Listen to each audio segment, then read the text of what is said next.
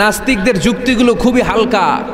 ওরা স্রষ্টাকে মানতে চায় না, আল্লাহরে মানতে চায় না। এর কারণ ওরা বলে আনসিন ইজ নাথিং, যেটারে দেখি না ওইটা মানি না। নাজুবিল্লাহ পড়বেন না? কিন্তু ওরা ওদের জীবনে অনেক কিছু দেখে না, ওরা মানে না। কথা কন। আচ্ছা, আপনি আপনার জীবনে সরাসরি চোখ দিয়ে আমেরিকা দেখছেন? কথা কয় না। তা আমেরিকা যে আছে মানেন না? যারা এখনো হজে যান নাই, হজে যারা এখনো যান নাই, কাবা ঘর নিজ চোখে সরাসরি দেখছেন? টিভিতে না, টিভিতে তো সবাই দেখছে। সরাসরি কাবা ঘর দেখছেন? তো আপনি যে দেখেন নাই, আপনি সৌদি আরব যে আছে কাবা ঘর যে আছে মানেন না?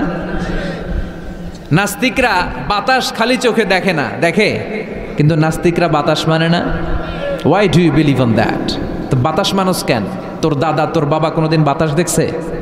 তুই তোর চোখ দিয়ে কোনোদিন বাতাস দেখেছিস? Do you see the air in the atmosphere? উত্তরে বলবেন no. So why do you believe on that? বাতাস বিশ্বাস করো কেন? Do you see the migraine pain when someone feel in his head? কেউ যখন মাথা ব্যথা অনুভব করে বলে যে আমার মাথাটায় প্রচণ্ড ব্যথা। ওর যে মাথা ব্যথা দেখা যায়? কথা বলেন। ভাইজানের মাথা ব্যথা প্রচণ্ড দেখা যাচ্ছে? মাথা ব্যথা থাকলেও মাথার অবস্থা যা, না থাকলেও এটা দেখা যায় না। So why do you believe on that? মাথা ব্যথা দেখা যায় না তো বিশ্বাস করস কেন? এগুলো কপাল পড়া, এগুলো হচ্ছে নাম্বার ওয়ান হাদারা মুল্লুক্কা পাঠা। এদের দলিলগুলো একেবারে নড়বড়ে। কুফানগরীতে এক নাস্তিক ছিল, সে বলে বেড়াতো আমি আল্লাহরে দেখি না তাই মানি না। কুফানগরীর লোকজন বলে আমাদের এক ইমাম আছে নাম নু'মান ইবনু সাবেত, ওনার সাথে বসলে তুমি আল্লাহরে দেখতে পাবা। সে বলে তাই, তাহলে তোমাদের ইমামকে ডাকো। সাইয়েদনা ইমাম আবু হানিফা টাইম দিলেন, এই জুমার দিন, আজকে জুমার দিন না, এই জুমার নামাজের পরে ঠিক ভর দুপুরে 2টায় সবাই আমরা একত্রিত হব। নাস্তিকও আসবে, সাইয়েদনা ইমাম আবু হানিফাও আসবে। জুমার সালাতের পরে লোকের বন্যা বয়ে গেল, বাঁধ ভাঙা জোয়ার, অনেক মানুষ। নাস্তিক এসেছে, লক্ষ লক্ষ লোক এসেছে, আসে নাই ইমাম আবু হানিফা। আসে না আধা ঘন্টা, 1 ঘন্টা, 2 ঘন্টা পরে আসছে। নাস্তিক বলে এই তোমাদের ইমাম যার কোনো সময়ের জ্ঞানই নাই, এর সাথে কিসের তর্ক? সাইয়েদনা ইমাম আবু হানিফা বলে ইনদি উযর, আমার ওজর আছে। কি ওজর? সাইয়েদনা ইমাম আবু হানিফা বলেন আমি ঘর থেকে বের হয়ে আসার পথে একটা নদী পার হয়ে আসতে হয়। আজকে এসে দেখি নদীর মধ্যে কোনো মানুষ টানুষ নাই, নৌকা নাই, মাঝি নাই, কিচ্ছু নাই। তো হঠাৎ দেখলাম পাশে বিশাল বড় একটা গাছ। এই গাছটা এমনি এমনি 2 ভাগ হয়ে গেল। হঠাৎ গাছ থেকে এমনি এমনি লম্বা তক্তা হয়ে গেল, এমনি এমনি তক্তাগুলো জোড়া লেগে নৌকা হয়ে গেল। আর নৌকা আমার সামনে আসলো, মাঝি ছাড়া, লগি বৈঠা ছাড়া। আমি নৌকায় যেয়ে বসলাম, নৌকাটা আমার নিয়ে টান দিয়ে সাঁ করে ওপার নিয়ে গেল। তো এই যে এই কাজগুলো আর প্রসেসিংগুলো হতে আমার 2 ঘন্টা সময় লেগেছে। নাস্তিক কয় তগ ইমাম গাঞ্জা খাইছে, মাথার তার ছিঁড়া গেছে। নাহলে কোনো সুস্থ মানুষ এই কথা বলতে পারে? এমনি এমনি নাকি গাছ ভেঙে তক্তা হয়, এমনি এমনি নাকি তক্তা লেগে নৌকা হয়, এমনি এমনি নাকি মাঝি ছাড়া নৌকা চলে? সাইয়েদনা ইমাম আবু হানিফা বললেন এই তো আপনি লাইনে চলে আসছেন, আপনারে বুঝানো এখন আমার খুব সহজ হবে। এমনি এমনি গাছ কাটে না করাত ছাড়া, এমনি এমনি তক্তা জোড়া লাগে না, নৌকা হয় না মিস্ত্রি ছাড়া, এমনি এমনি নৌকা চড়ে না মাঝি ছাড়া। তাহলে এত বিশাল বড় আকাশটা কেমন করে এমনি এমনি হলো? জমিনটা কেমন করে এমনি এমনি হলো? সাগর, মহাসাগর, পাহাড়, মরুভূমি কেমন করে এমনি এমনি হলো? এগুলোর একজন স্রষ্টা আছে না নাই? নাস্তিক কয় তাই তো, আসলেই তো আমি হাদারাম, আসলেই তো আমি উল্লুক্কা পাঠা। এইভাবে তো আমি কখনো ভেবে দেখি নাই, এইভাবে তো কখনো চিন্তা করি নাই। ও ইমাম, তুমি আমার ঘুমন্ত বিবেককে জাগিয়ে দিয়েছ, তুমি আমার চোখের সামনের পর্দাটা উঠিয়ে দিয়েছ, তুমি আমার দৃষ্টিভঙ্গিকে পরিবর্তন করে দিয়েছ। ও ইমাম, তুমি আমার চোখ খুলেছ, তুমি আমাকে হক চিনতে সাহায্য করেছ। আর দেরি করতে চাই না, আমারে পড়িয়ে দাও লা ইলাহা ইল্লাল্লাহু মুহাম্মাদুর রাসূলুল্লাহ। কালিমা পড়ে মুসলমান হয়ে গেছে। আল্লাহু আকবার পড়েন। এমনি নাস্তিকদের জন্য এই সূরার ভেতরে আল্লাহ তাআলা অনেক দিকদর্শন রেখেছেন, জীবন দর্শন রেখেছেন। আল্লাহ বুঝাতে চান যে গোলাম, আমারে চেনার জন্য, আমারে দেখার জন্য তোর ডক্টরেট ডিগ্রি লাগবে না, তোর ব্যাচেলর ডিগ্রি, মাস্টার্স ডিগ্রি লাগবে না। তুই আমার সৃষ্টির দিকে একটু নজর করে তাকা, একটু ঠান্ডা মাথায় চিন্তা করে দেখ, একটু সাগরের দিকে তাকা, একটু নদীর দিকে তাকা, একটু পাহাড়ের দিকে তাকা, তাকালেই তুই বুঝবি সামওয়ান ইজ কন্ট্রোলিং এভরিথিং। একজন এমডি আছে, ম্যানেজিং ডাইরেক্টর, মহা ব্যবস্থাপক, যিনি গোটা বিশ্বের সব ব্যবস্থাপনার আঞ্জাম দিচ্ছেন। চিল্লায় বলেন ঠিক কিনা? আল্লাহ বলে তুই সাগরের দিকে তাকা, পাহাড়ের দিকে তাকা, নদীর দিকে তাকা। সাগরের দিকে তাকালে আমি আল্লাহরে খুঁজে পাবি। ঝর্ণার দিকে তাকা, ঝর্ণার মধ্যে আল্লাহর নিদর্শন আছে না নাই? ঝর্ণা ঝর্ণা ঝর্ণা রে, বলনা বলনা বলনা রে, কার বিরহে পাগল পাড়া তুই, কার মিলনে ফুল ফসলে ভরারে তোর দুকুল ভই, কার মিলনে ফুল ফসলে ভরারে তোর দুকুল ভই। ঝর্ণা ঝর্ণা ঝর্ণা রে, বলনা বলনা বলনা রে, কার বিরহে পাগল পাড়া তুই। সুবহানাল্লাহ পড়েন। ঝর্ণা দেখছেন কোনো দিন? হড়ে হড়ে দেখছেন? সিলেটে মাধবকুণ্ড জলপ্রপাত, আর কোথায়? সীতাকুণ্ড, আর কোথায়? রাঙ্গামাটি, আর শ্রীমঙ্গল। ঝর্ণা আছে না?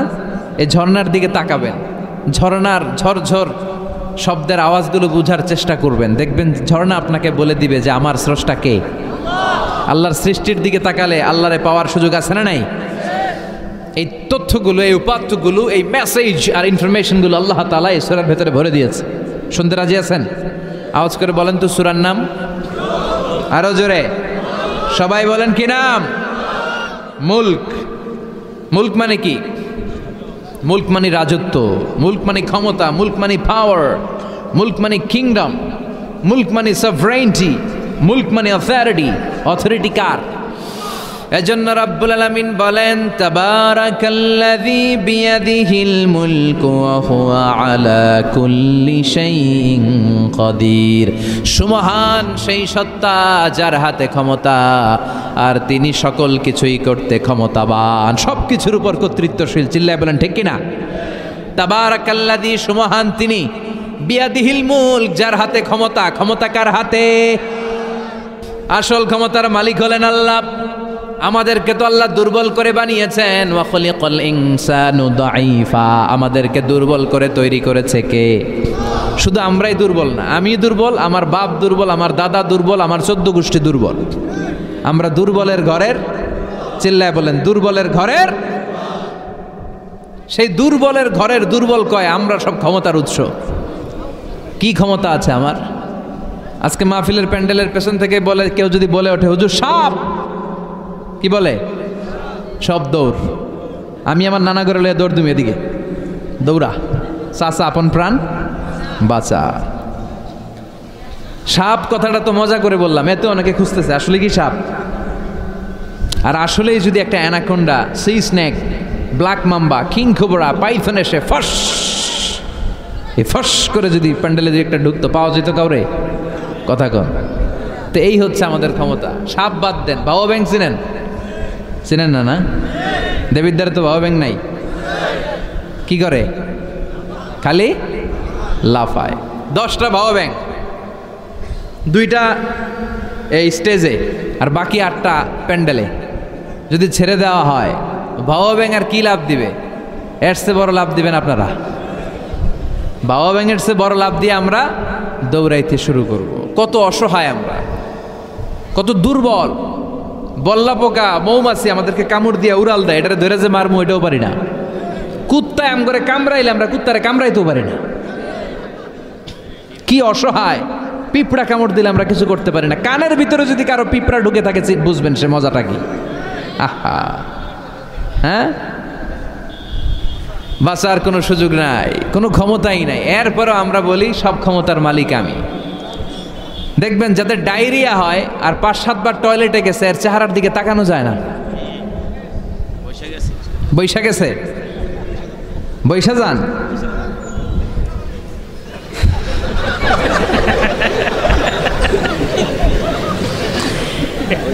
তো এই হইল আমাদের অবস্থা।